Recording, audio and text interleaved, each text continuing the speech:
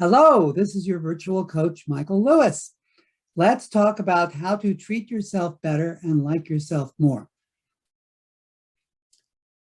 Well, the big word there is you and yourself.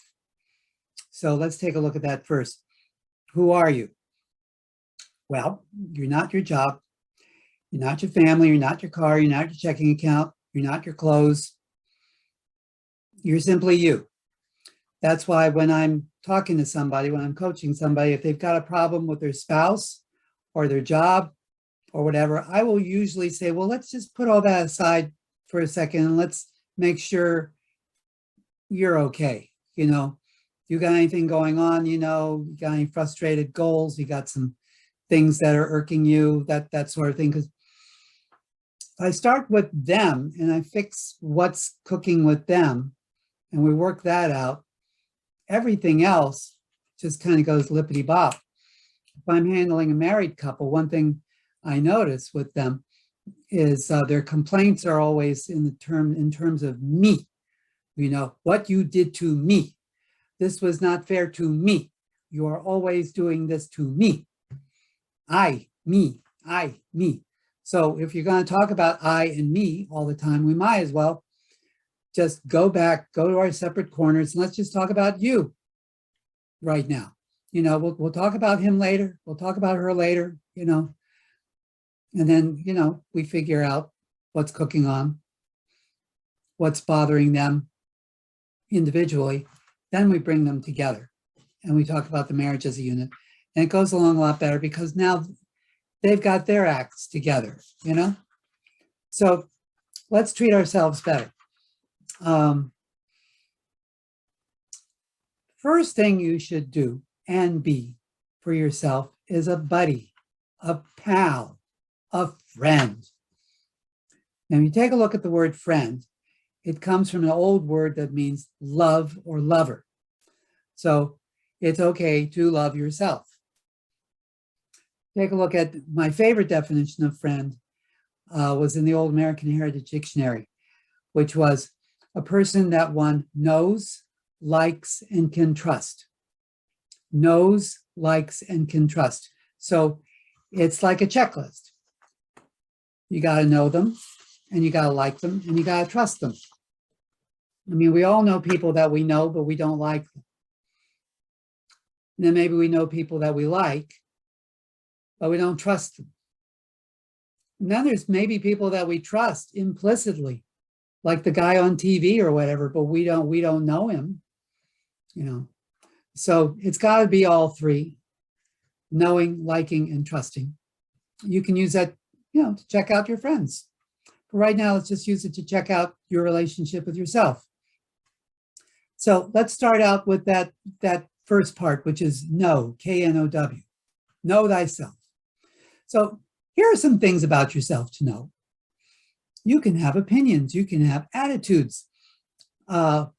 You've got stuff you can do. You've got abilities. You've got skills. You've got talents. You can look at things and you can make judgments. You can make decisions and you can do things.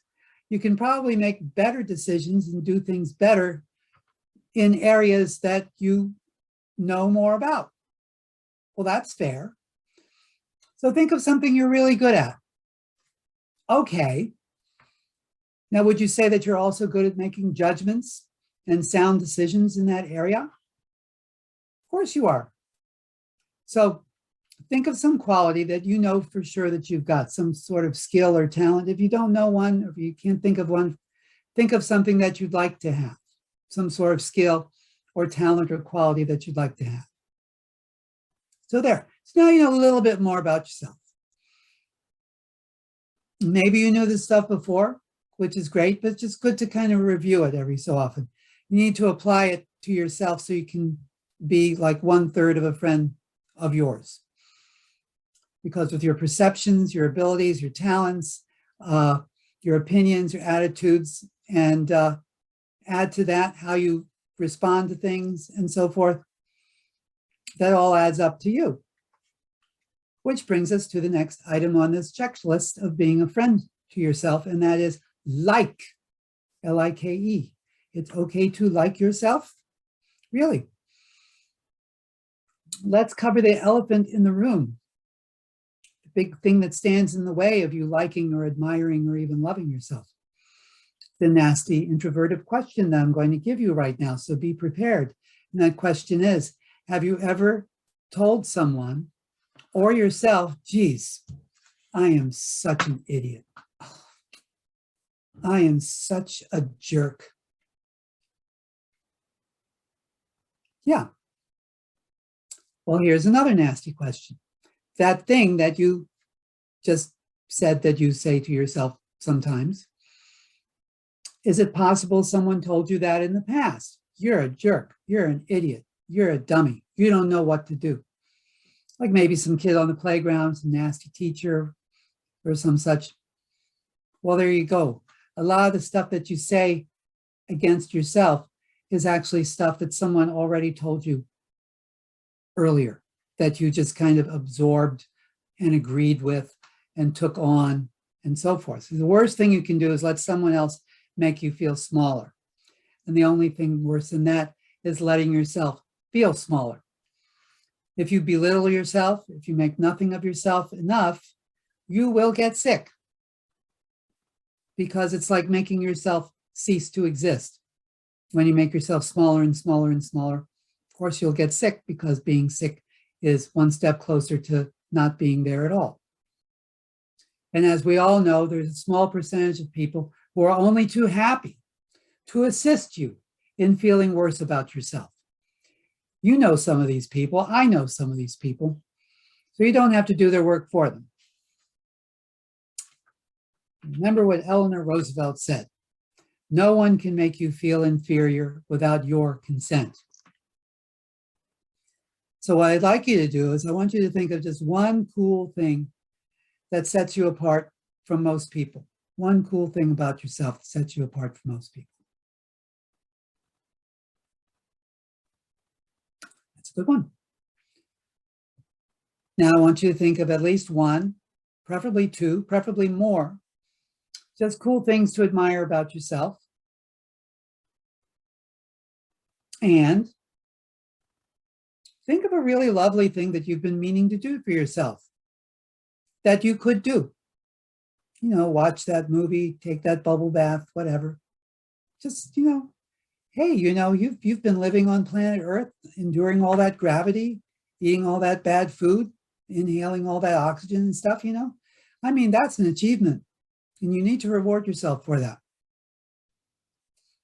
Was there ever a time in your life when you felt that you couldn't chart your own course, that you were just sort of, you know, being blown about, wafted about, and didn't know what was going to happen next? Well, that's not a good feeling. How about time when you were like in the zone and you really knew what was going on?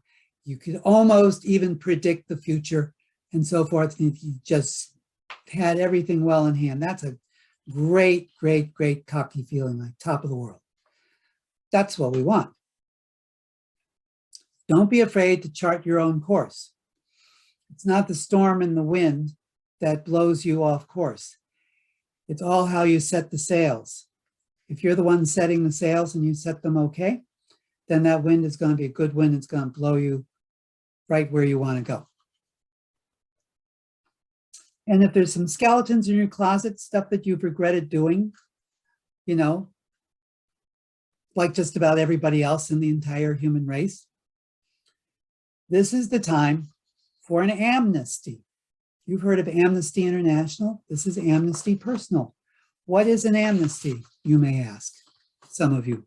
An amnesty is when you wipe the slate clean. All is forgiven. More than that, all is forgotten, done, gone, clean slate. You've done enough good things. You've helped enough people. You've avoided more trouble to outweigh any missteps that you may have made. So right now, look at your watch, mark your calendar, start fresh, amnesty, start fresh right now. See? No more, nope, don't even think about it. Don't even think about it. Everything is new now. So good. Now that we're starting new, we can go on to number 3 of the definition of a friend. We covered know, like, and now the third part is trust. You have to be worthy of your own trust. Trust doesn't mean necessarily being perfect all the time. Everybody makes mistakes. You make mistakes, I make mistakes, we all make mistakes. You just try to be mainly right most of the time, and you'll be fine. And don't forget to reward yourself when you do something cool. Are you doing a good job? Of course you are. Now here's another point. To the degree you're going to be treating other people the way that people treat you. People are grumpy at you long enough, you're going to start getting grumpy at others. People are kind and generous to you, you're going to start being kind and generous to others. And it works both ways. You start being kind and forgiving to others, others will start being kind and forgiving to you. You start treating yourself the way that you've been treated by others. The trick is not to let your emotions and your reactions to get ahead of the game. And so as not to leave us open to reaction and upset, this is where we have rituals and rules. There used to be a little bit more of these in the olden days. There was a place called a finishing school, also called a charm school, where one could go and be schooled in these rituals of life, these things that helped us bypass reactions and things that might be uncouth otherwise.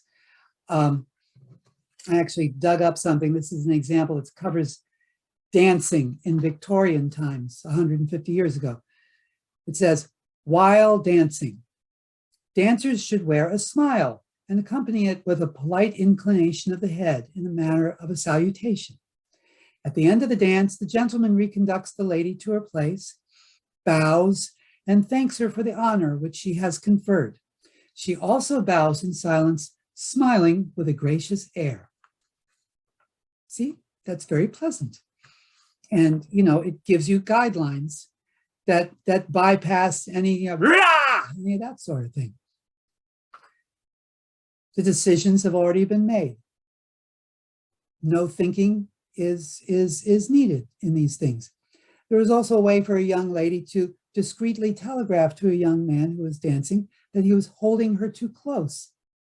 She would simply murmur, 1, 2, 3, at which point the young man would immediately extend his arms at a more appropriate distance. Now, there's no law against you coming up with a set pattern of actions or dialogue to use in situations, stressful or otherwise. And that way you don't have to put yourself on the line and your emotions on the line and do something that you might regret. Like when your husband forgets to do that thing that he's promised you 9,000 times that he's going to do, and yet again, he doesn't do it. Instead of blowing your stack and assassinating him, you just do what you've already drilled and decided that you're going to do, which is you count to 3. 1, 2, 3. You remember why you married him. You remember something wonderful that he did. And then you gently ask him for the 9,001st time to do that thing. Now, here's some quick tips. It's okay to remember how handsome, beautiful, strong, and amazing you are. There's no law against that. So when you're done with this webinar, just try it. All the wonderful things about yourself that nobody else has. I think it was Oscar Wilde who said, just be yourself. Everyone else is already taken. So just do the best at being you. Now, aesthetics really help. Experiencing something aesthetic is a guaranteed morale booster and is a good thing to do. Experiencing something aesthetic, like going to a movie or whatever, or creating something aesthetic, drawing something or thinking of something really cool for the den, or some new piece of decor or something some nice flowers to put in the garden, something like that.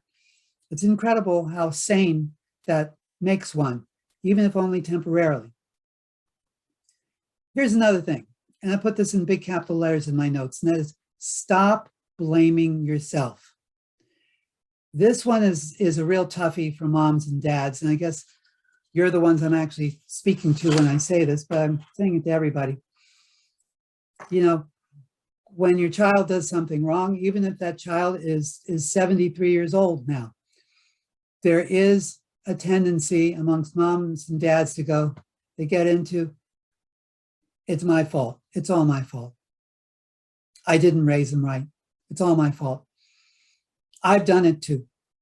So I know what you're going through. And I'm here to say, you're doing no one any good, particularly the child that you feel that you've harmed by continuing to wallow in it.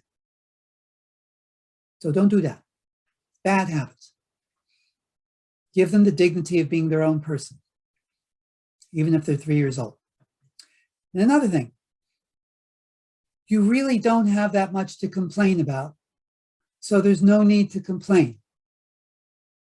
You have dodged so many bullets. You are so fortunate compared to so many other people. You are incredibly lucky and incredibly blessed. Believe me, you are. So you want to acknowledge your wins and successes. You want to reward yourself when you've done something cool. And you need to know that you're amazing. Now, one very key thing, and this might be the most important thing I'm going to tell you today, and that is you have wins and you have setbacks. People tend to make the error of judging themselves not by their successes, but by their setbacks. This is not right.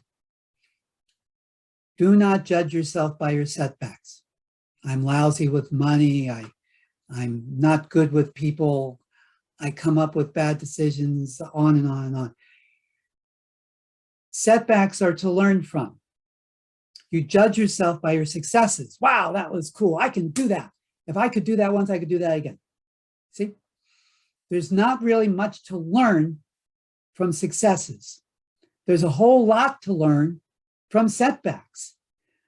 You could almost look forward to your next setback as another learning experience, opportunity, because it's actually wasted if you just have your setback and wallow in it and judge yourself by that setback. So don't do that. It's a bad habit, okay? So repeat after me. You judge yourself by your successes. You learn from your setbacks, not the other way around. Very important. And you know what you do with your successes is you pat yourself on the back and you say, yeah. And you're going to pat yourself on the back so many times because you're going to have so many successes. You're going to need to have a live-in chiropractor to handle all of that. That's all I've got to say today. So if you like this webinar, please be persuaded to like and subscribe and check out my website, areyoulivetoday.com. Meanwhile, love each other, take your vitamins, observe posted speed limits, play nice, and never lose sight of who you are. Never, never, never lose sight of who you are. So long for now.